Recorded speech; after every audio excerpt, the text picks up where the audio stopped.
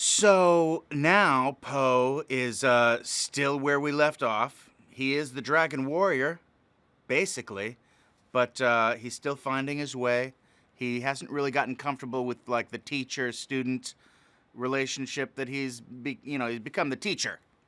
The student has become the teacher, except that he's not really mature enough to fill those shoes. He's no Shifu, let's be honest. He's no Oogway. And he's freaking out a little bit because he's not up to the task. The new responsibilities are kind of weighing down on him. And then who walks into his life? His biological father. And it's a mind blower for Poe. He doesn't know quite how to process it. He's obviously stoked. He's super happy to meet his real dad. But, the father who raised him, the goose from the noodle shop, none too pleased about the new recent events.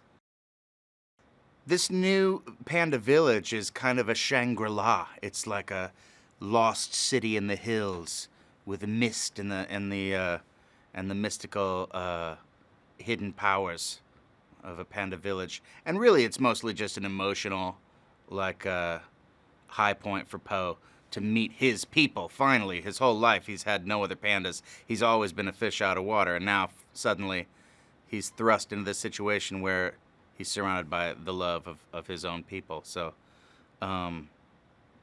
it's kind of an awesome emotional journey for Poe.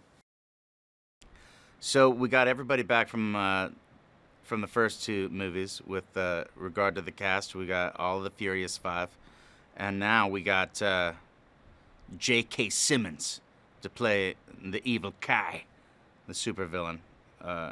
He's amazing. You may have seen him in a little movie called Whiplash. Fantastic performance, Oscar winner. We got Bryan Cranston. A lot of people say pound for pound best actor in the world.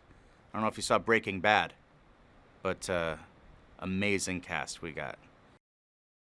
When I was just first starting out in the industry, that's kind of how I see Poe, as just like a young, innocent lover of kung fu.